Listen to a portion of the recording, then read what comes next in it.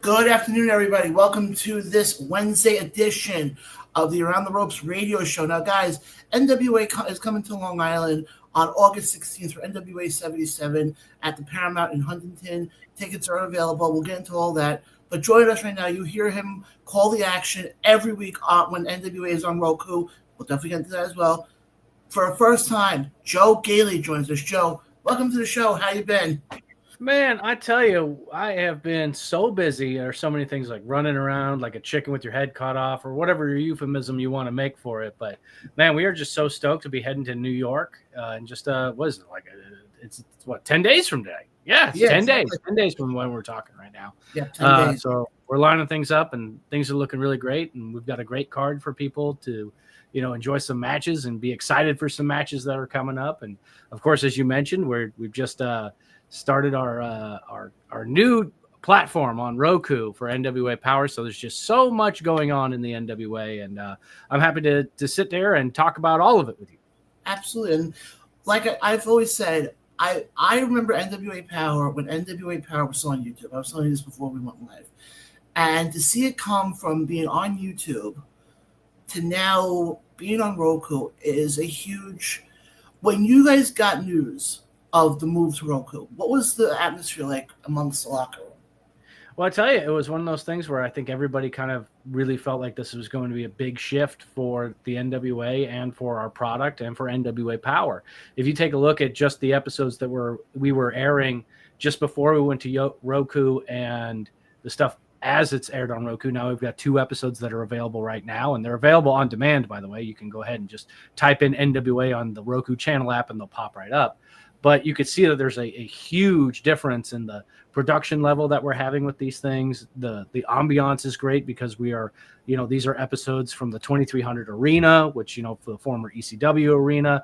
And of course you get Philadelphia crowds for that show. And I mean, they are rowdy, they are raucous, and they want some violence, and they want blood, and they want tables. They want it all, baby. And we gave it to them all for those shows. And that's what people are able to see right now on Roku. So it was like the perfect timing for us. Everything just kind of lined up right in order of us. We're going to go to this venue. We're going to have a kick-ass Crockett Cup, and this is the programming that's going to be the first thing that a lot of people are seeing. We're getting a lot of new fans, a lot of people that, are more of a casual wrestling viewer that are able to experience us when we're on the Roku Sports channel at 8 o'clock Eastern, when we're just part of their regular programming. Because a lot of that, when people are watching Roku, it's kind of just to have something on, and it's not really appointment viewing per se. But even with that, we're getting a lot of people who are just into professional wrestling, but maybe not follow everything that happens, because you get those types of folks out there that are so ingrained, and they're on message boards, and they're following Twitter, and they're following Facebook, and they're talking all these different things. But the vast majority of people who watch wrestling just kind of want to watch wrestling. And so we're tapping into that much larger audience of people. And I think that that's so spectacular for us and is going to lead to, years of even more growth. But now, obviously, we've seen a change in professional wrestling as a whole. Obviously, you guys now on Roku. Obviously, WWE now is on Netflix. Do you think it's more difficult now to attract a casual fan because there's so much of pro wrestling? That's a great question. And yes and no, because I think the struggle that everyone has with, even, back in my former career as a broadcast journalist for local television, there was always the struggle of trying to make sure the viewer wanted to tune in at 5 o'clock to see the news. And you could also have that same issue when it comes to pro wrestling or comedy special or even sports like the NFL or things like that. How do you get people to do this traditional thing? And so I think blending it with the way that people are now consuming their media is so important. You have to keep evolving with the times.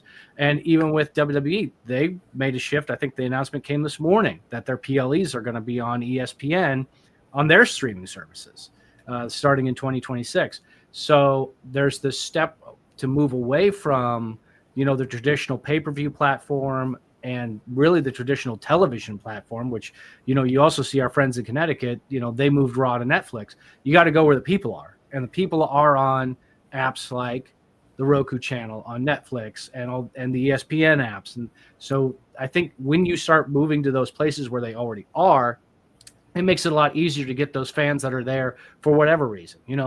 My wife, big Stranger Things fan, loved Stranger Things, but now when Stranger Things starts up in the fall, we'll turn on Netflix, and next to Stranger Things is going to be, especially if it's a Monday, there's Raw.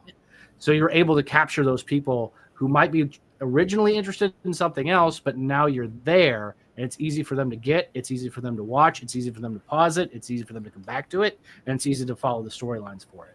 And that's the key right now, is trying to find that balancing act. And I think for several years right now in the wrestling industry, it's been trying to figure out where the right place is. And I think everybody's starting to, figure out where they need to be in order to be successful, including us, for sure.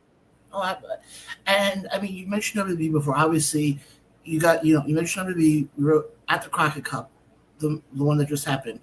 Natalya was there, or Natty, as she calls herself now. What was that like, having WWE superstars at an NWA show? It was really cool. Not a lot of people know this, but wrestling's a tight knit community. A lot of people are friends with a lot of people, and so in the back, there's usually somebody back there. No matter where we're working, there's somebody hanging around that somebody knows, that at least they're hanging out.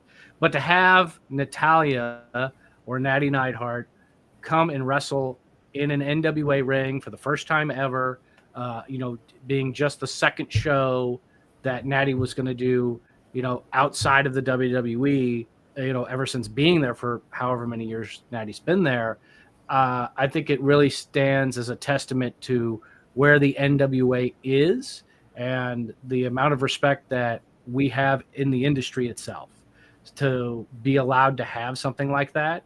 I think it's fans of Natty Neidhart probably know that she's had a long-time friendship with Billy Corgan, who owns the NWA. So I'm sure that made things a lot easier. But in order for her to get the seal of approval from WWE, they had to have a certain level of trust in us that we were going to do something right. And we did. And it was an amazing, amazing matchup with her and Kenzie Page for the NWA World's Women's Championship. And I hope that Natty gets to come back. Obviously, Natty's making a bunch of different shots. I think recently at Bloodsport, and I think it's going to be. I think I've mentioned this before in other interviews. There's this whole forbidden door thing. That door's gone. Especially if you're doing something right and you're doing something well and you're doing something that you can earn respect to your peers in the sport of professional wrestling, it's going to enable you to do a lot more really cool stuff that even 2 years ago, people would have thought it was impossible. That'll never happen. So I like it. I like where we're at. I'd love to see Natalya come back. I'd love to see more athletes from other places. But at the same time, in the NWA, we're generating our own stars. We have a huge core of young men and women who are hungry, incredibly talented, and they put on incredible matches, and we do great storylines with them as well that people can follow and be interested in, and they can love someone, they can hate someone, and I think that that's a real testament to what we're trying to build on our own as well. So, and that leads us to the main event for NWA 77. You've got Tom Latimer, who's an established veteran, who's wrestled all over the world, going up against what I consider one of our biggest homegrown successes in the NWA, being Thrillbilly Silas Mason, being a former national champion, really putting this, in his mind, especially putting this company on his back, and being such a young guy and having such an opportunity at our anniversary show to, step up to the plate and be a contender for the NWA World's Heavyweight Championship. And really his entire background is within the National Wrestling Alliance. So it kind of just shows where we are as far as our group of young, hungry talent that are superstars in our universe and beyond. No, and I definitely see where you're coming from on that. And it's weird because, like, other than me being a wrestling fan, I'm also a sports fan. And you don't really see a lot. We were talking about the homegrown talent. And, like, in pro wrestling, I feel like that's not as common because guys are switching companies and going here and going here. But the fact that and I give you guys a lot of credit, the fact that you guys can have guys who are basically homegrown NWA stars really shows you guys what you have to give. But also, I do want to go over the card, but before that, I do want to give a shout out actually to the photographer of NWA, Mr. Jason Zupardi, Oh yeah. who I know quite well, and he always takes amazing shots of what happens in the ring. So I just want to give him a shout out as well. Oh, he does great stuff, and I encourage people to always, follow the NWA on social media. We put a lot of his stuff out there on our Instagram page, especially. So yeah, Jason's great, and that goes to show another part of it that nobody really gets to see. Maybe they will one day with like things like you see what WWE's doing with Unreal. We sort of did a little bit of it with Billy Corgan's Adventures in Carneyland, where you got to take that peek behind the curtain and see the crew and how we put things together. We are a small but very skilled group of individuals, men and women, that worked very hard and are very dedicated to the NWA and making sure that we can really bust our ass and make sure that we're putting out the best products that we can. Almost everybody that's, sort of in the back wears multiple hats, and we're all doing multiple jobs at the same time, and we're juggling it. And I think we've really gotten to a great part. We've got a great core team, in front of the camera and behind the camera, to really help put things together to where, a streaming platform like Roku is interested in having our product too. So hats off to everybody, including Jason. Absolutely. And I get what you're saying, because I always feel like in order to have a successful company, not only do the people on camera have to do their part, people who aren't on camera kind of have to play their role as well. And if everybody's on, as the saying goes, if everybody's firing on all cylinders, then you're going to put out the great product that you guys are. Yeah, I agree. I mean, and there are so many unsung heroes in the NWA, and I'm sure a lot of them, they don't want the spotlight. They don't want to have name drops on podcasts or be in articles or anything like that. They just want to do their job and do it well. And I'm so happy that they are part of our team, and I can't wait to see them in New York in a few days. Now, let me ask you this now. Obviously, and we're going to get into the card here in a second. Obviously, NWA 77 is coming to New York. I remember years ago, like I said, when you guys first started doing NWA Power, and you guys were doing a lot of the shows down in Georgia in the studio. What's the feeling like coming to a big market like New York, especially Long Island, for such a huge show like the anniversary show? I think it's the right time for us. I mean, we are striking while the iron's hot. Also, I think another thing that, we are able to look into a lot of analytics for our viewership. And, as you mentioned, when Power was on YouTube, that platform, anybody who has a YouTube channel of their own, they can go in and they can see where people are watching their stuff and all kinds of other things. And one of the things that I think is always interesting domestically, our biggest market as far as YouTube viewers has always been New York City. So, and it's not really a surprise. It's the biggest city in America, so it sort of makes sense. Yeah. But, we're able to cater to a lot of fans like yourself that have been so loyal to us, that have been following us since Billy Corgan bought the brand in 2019, and able to continue on and to build it to where it is. So I think this is absolutely the right time for us to go to a place like Long Island.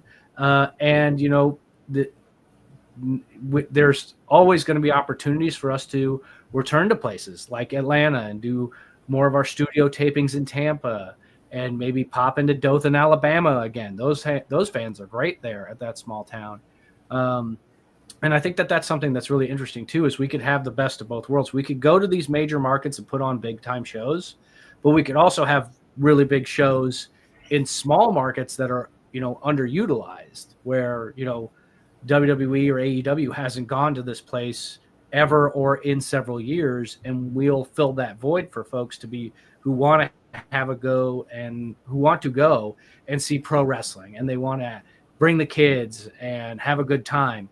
And so we're able to fill that. And that's how we've been able to be so successful in those smaller markets, as well as in the bigger markets like Philadelphia. We had for the Crockett Cup, which we sold out the 2300 arena. And I'm expecting that we'll sell out the Paramount Theater as well. So it's going to be rocking in there. Well, now let me ask you this. You bring up, the fact that you guys have gone to the smaller markets. Is that almost an advantage to you guys, where you can turn around and go to a place that, let's say, has not had professional wrestling there in, let's say, 10 plus years? Yeah, I think that that's definitely something that's been advantageous for us. We've done that. And I also think that it's also a shining example of what we're able to do with our territory system as well. There are places that have had plenty of wrestling throughout the years. Let's use Knoxville as an example. And it's so the wrestling business is so hot, and what I guess some people would consider to be a very small market in Knoxville. But we have two territories there. We've got Crossfire Wrestling run by Kenzie Page, and we've got NWA JCP, which is run by Joe Kazana. And really, geographically, they're probably 50, 60 miles apart. But we're able to go to this market where there's just tons and tons of wrestling fans. I mean, wrestling fans. And we can cater to them with two territories, and we can come in every once in a while and do a big show as well. So I think that, we can go anywhere at any time, put on a show. And as long as there's people there, we know how to entertain people. I think that's what the biggest thing at the end of the day is. You can cater your pro wrestling to just wrestling fans. I don't think we do that. I think we cater our wrestling to just people who want to come and be entertained. And that's much more of the universe, isn't it? There's way more people out there that probably consider themselves just regular folks, casual viewers of wrestling, or maybe even semi not interested in wrestling. Maybe they were as a kid and they dropped off as an adult. There's way more of those folks than there are the super dedicated hardcore wrestling fan. And so we're able to tap in to like regular mom and pops and dads and, people who just want to come out, have a good time, and then, watch us on Roku. I see where you're coming from on that. And, obviously, you guys do a lot of traveling, and you were saying, as you've been saying for the last couple of minutes, you're going to a lot of these smaller markets. Do you notice a difference? Obviously, because you're not in the ring per se, but you're there at commentary. Do you notice a difference in the crowds? Let's say if you go into like an Alabama compared to like a Knoxville compared to like a New York. I think wrestling fans are wrestling fans, and and we put on such a good show. They're going to pop for the stuff that's really cool, and they're going to pop for. I think the biggest thing isn't so much geographically where we are, but it's the age group that shows up to the show. So when we have a place like when we go, whether it's Dothan or the 2300 Arena, you can definitely feel an electricity shift if there's more kids there. Kids just drive the show. That's why we always try to have a family-friendly sort of show. I mean, we're violent, and it's wrestling, and wrestling's always going to have the violence as the major component to it. But we want to make sure that those parents don't feel awkward bringing their 8, 9, 10, 12-year-old to the show. And when you have those kids that, maybe mom and dad got a seat that was several rows from the guardrail, but that kid's running to the guardrail every time the wrestlers are coming out because they want to touch their hand. Yeah. They want to have that experience. And I think that's what's actually the most rewarding there is, a lot of times we'll do shows and we'll have people reach out to us that, hey, I heard about your show on the radio, or I saw an ad on Facebook. I bought tickets because we had time and your tickets were affordable. I brought my 2 kids, and this was their first wrestling show, and I can't wait to come back. They won't stop talking about it. They just had an absolute blast, and they thank us for it. And so that's always my goal. And then if you think about it down the long term, and I think this is something that even especially WWE's done, because they did it to me, where, I was born in 87, and so they hooked me early. They hooked me with, Hulk Hogan, may he rest in peace, and, guys like Andre, guys like Stone Cold, guys like The Rock. They hooked me early, and I was just into pro wrestling. And if we can do the same thing when we go into places, whether it's Dothan or New York or Alaska or Australia, it doesn't matter. We could just get them in, get them to be fans early, and then they can be fans for life. And that must make you guys feel very proud, though, very happy when you get the messages saying, "Oh, I just took my kids to the first show." That must give you guys a little bit of sense of like, okay, we're accomplishing something here. Because let's be honest, a lot of people, you were saying before, a lot of people are finding you guys now because of Roku. But I remember back in the day, unless you were a diehard fan or you kind of knew of the NWA, NWA back in the day was more towards the hardcore fan because you guys were on YouTube. Now, because you're on Roku, you're kind of branching out a little bit. But I want to get into this card because this card looks stacked. Oh, baby.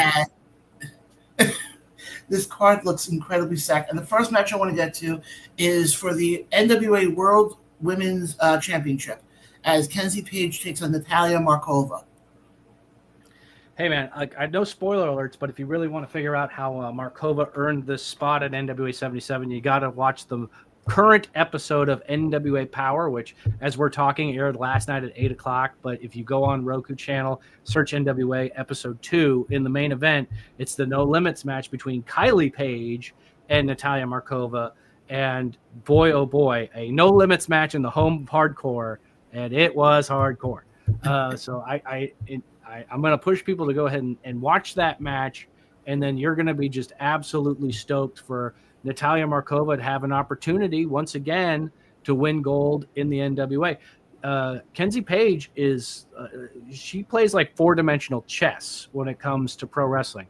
There's a reason why she was able to dethrone Camille and become the World Women's Champion. There's a reason why she's the youngest territory owner in the NWA. I mean, there's just so much going on upstairs.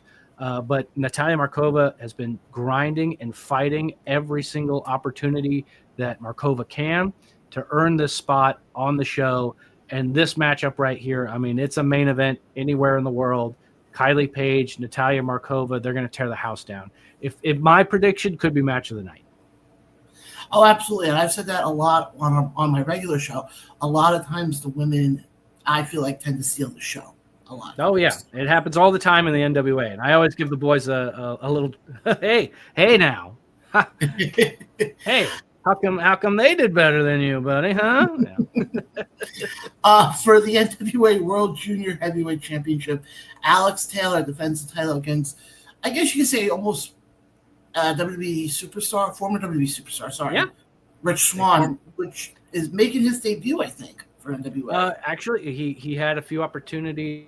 Or I shouldn't say that. He did debut for us already in Tampa, and you'll be seeing that very soon on Roku as well. But talk about top tier competition in our junior heavyweight division. We take our junior heavyweight division very seriously in the NWA, into the fact that our junior heavyweight caps at 225, which is a lot higher than a lot of other places, junior heavyweights. We want tough, guys that can not only fly through the air, but you got to be able to go in all aspects of pro wrestling. And Rich Swann's one of those guys. I mean, he's won championships everywhere he's gone, whether it's WWE or TNA or anywhere else. Absolutely incredible guy. And I think this is Alex Taylor's biggest threat. I mean, Alex Taylor has made it abundantly clear he wants to break Danny Hodges' record for the NWA Junior Heavyweight Championship. Do you know how many days he'll have to be champion? I don't know. I don't. Over 4,000 days. So Danny Hodge held on to that belt forever. So, but this will be the biggest test for Too Hot to Trot Alex Taylor. But I'm excited for this one too, because you've got a guy out there with so much experience, especially on a big stage like that, going up against another one of our homegrown stars in the NWA. I remember Alex from way back in the day when we were first starting and we were just on YouTube, and then we took a tour of Australia, and he was in a match and he separated his shoulder, and we had to go and get him to a hospital in Australia. He got patched up and came back more focused, more ready than ever, and became, not only a junior heavyweight champion, but also one half of a Crockett Cup winner last year. So, Too Hot to Trot ain't nothing to mess with, but this will be a great matchup for sure. Oh, I definitely can see it. Now, this match I'm very curious to see, and that's for the World Tag Team titles. As Knox and Murdoch, who I feel have basically had the tag team division on lockdown since they won the belts, take on the Holy Grail, which is EC3 and Pretty Boy Smooth. I love this match too, because you've got the two established veterans in the tag team division taking on not only a former world champion, former national champion. I think he'll be a Triple Crown winner if EC3 could pull it off here. And Pretty Boy Smooth, the urban skyscraper. I mean, this guy is all power. and all personality. If you want to follow anybody on social media after this, follow Pretty Boy Smooth. He puts out killer promos. He is a huge star, and that star could just be shining bright in New York.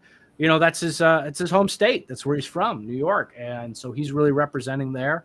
And so I know that this matchup is gonna be another one that's.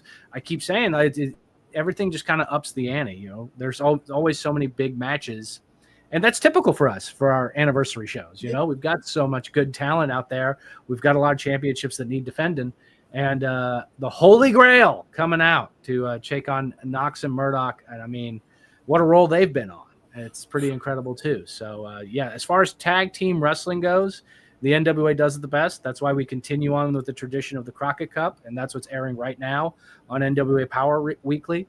So if you like tag team wrestling, then you love the NWA. There's no two ways around it. Absolutely. And like I said, with Knox and Murdoch, I mean, those guys have had that tag team division for a while. But this match, I'm very curious to see. This is for the World Television title. And this is two guys from Long Island, and Brian Idol and Joe Ocasio. I mean, I think out of any match here, and I'm just looking through the card here quickly, I think this match will probably get probably the loudest reaction because both of them are from the area. Yeah, it's going to be interesting to see who gets the louder chant. I think maybe Joe might, just because he's still living in Long Island, and Brian is a resident of the world. He's a jet setter. I think he's based out of Tampa, but he's always somewhere. So I think Joe might get the bigger pop there, but Brian has really stepped up. I mean, he won the television championship on our debut episode on Roku in the main event. He's taken that belt everywhere. I don't think you can't take a picture of Brian Idol out in the world without him having that belt on. He's so proud of the NWA. He works very hard, in front of the camera, in the ring, and behind the scenes as well. So I think that this one's going to be really, really interesting. And the one thing you got to respect Brian Idol. Typically with the television championship, there's a 6:05 time limit for all of those matches, and him as champion, he's waived it. He wants to make sure that every victory that he gets, he can consider a victory over someone, and not just say that he got to win in the match because the clock ran out of time. So, stepping up to the plate, but going up against the Long Island landmine, woo boy. And Joe Ocasio, I mean, he's got that flying headbutt. I don't know if you've seen it. It looks like it just knocks people's teeth out. Yes. Oh, yes. And it's funny with this match. They always talk about, which wrestler's going to have home field advantage. Just to equate it to sports terms, who has the home field advantage. For this one, I don't really know if you can sit here and say that either guy really has home field advantage. Well, it's one of those things. Maybe they don't. And you know what, in the New York area, you do have some sports teams that are real close to each other, whether it's in baseball, whether it's in football or anything else. Like, there's a lot of people that you don't have to go far. So I think it's pretty standard for the New York area. Now we have the NWA Women's World TV title as your current champion, Tiffany Nieves, takes on Serena Evil. I probably am butchering her name. No, you got it right. Serena Evil. Serena, I made a recent debut for us that'll be on television soon. Wow, what an incredible athlete, but also what a creepy character, Serena. Anybody who knows Serena, I mean, I think she's a legitimate vampire. Thank God we're not having a matinee. She wouldn't be able to get out of her coffin. But it's so interesting. The presence that Serena has coming to the ring is second to none.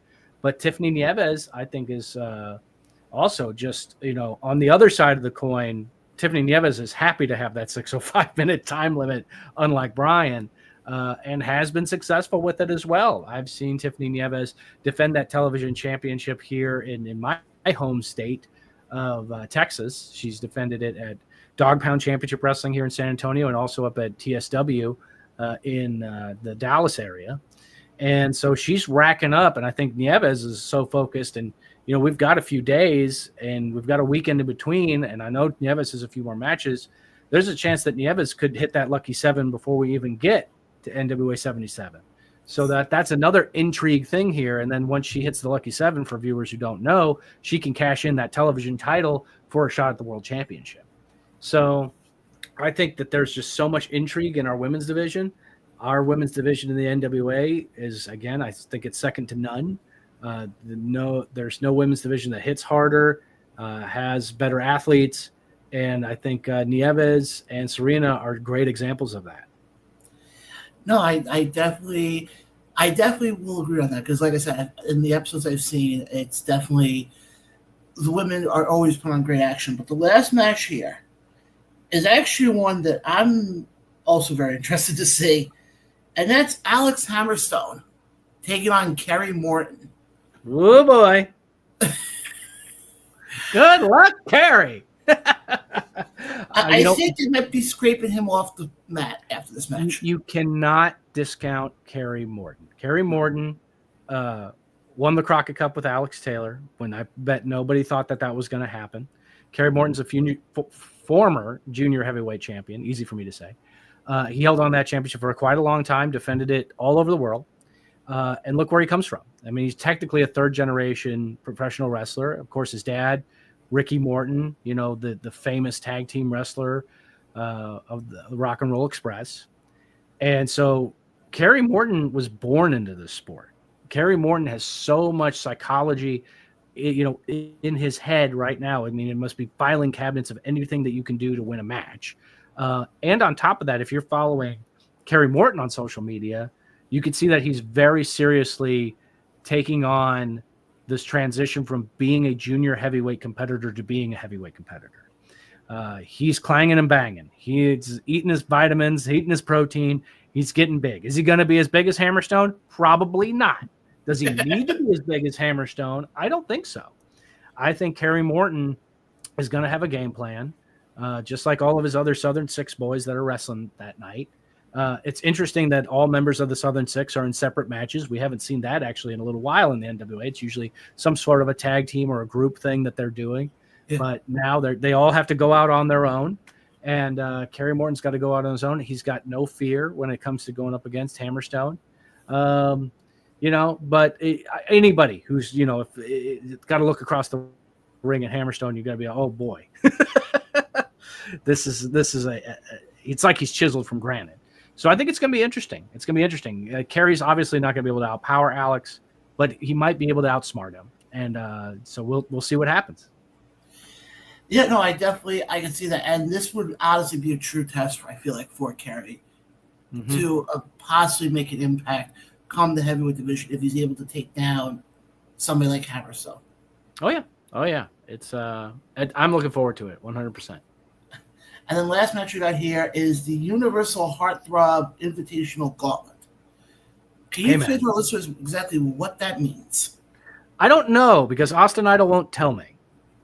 Gotcha.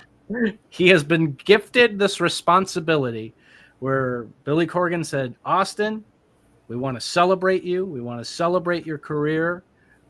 So we want to have a gauntlet in your honor. And Austin said, I got it. So it's going to be a surprise to me. But Austin Idol, I mean, talk about a guy who's had such an impact in the sport of professional wrestling. He's just been a stalwart example of the NWA. He's been a thorn in my side for sure. And he's been a part of the Lightning One era of the NWA since those first episodes of NWA Power that we were doing at GPB Studios. So I think it's really interesting. I have no idea what Austin Idol is thinking to do. But he has a lot of incredible athletes to play with. So we'll see exactly what he's got in mind. I'm not going to know till the day of. So it's one of those things. You buy your ticket because that's the only way you'll find out.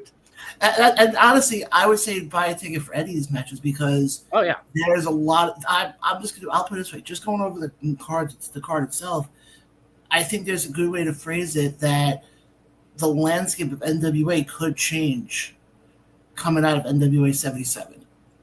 It's possible. I mean, the anniversary shows. I mean, everyone steps up. Everyone wants to rise to the challenge, and so I think that's what's going to be happening here. So expect the unexpected is my always motto when it comes to any of our big live events, especially our anniversary shows. Absolutely. Again, Joe, I am very grateful we were able to get you on. I know you have, it's busy with the show coming up and everything. I do it's funny because when we're live is when NWA is live.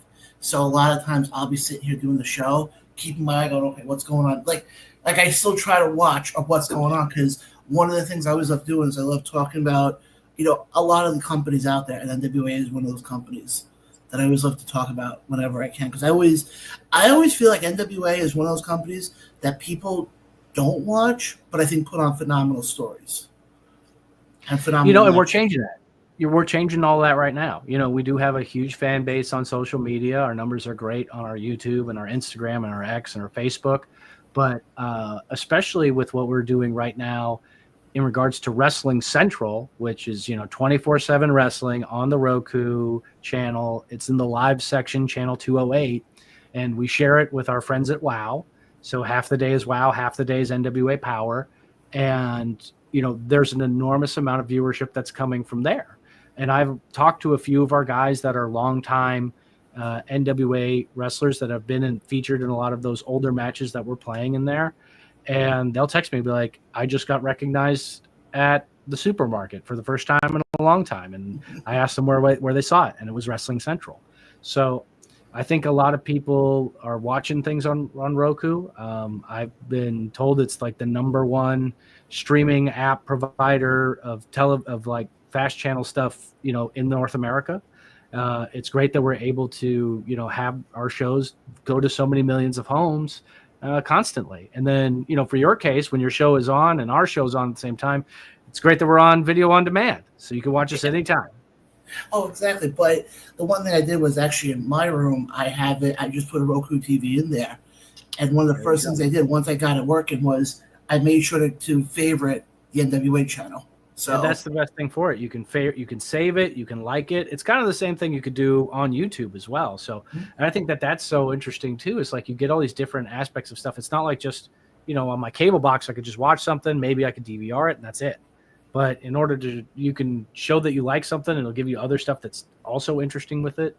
So I think it's great. And I'm so excited for our future. I can't tell you how exciting it is in the NWA. We are firing on all cylinders, and 2025 has been the biggest and best year, especially of the Lightning One era, and I think things will only get better in 2026. Absolutely, Joe. And like I said, I may not be able to watch live per se because I'm occupied doing my weekly show, but I do watch whenever I can. And again, I appreciate you coming on. It means a lot with how close we are to the anniversary show. And I definitely want to have you on again. I'm happy to come on. Absolutely. Guys, again, don't miss NWA as they come to the Paramount here on Huntington. Obviously, if you watch this, you're not in the area. Huntington's on Long Island. So in case you didn't know that. Not Huntington, California. No, you got it. There we go. Guys, if you're in the area, definitely get your tickets. We just went over the card. It's going to be a great night of action. And Joe, again, thank you so much for coming on. I appreciate it a lot. Of course. Thank you so much. All right, thank you. Guys, for Joe Gali, I'm John. We'll catch you guys next time.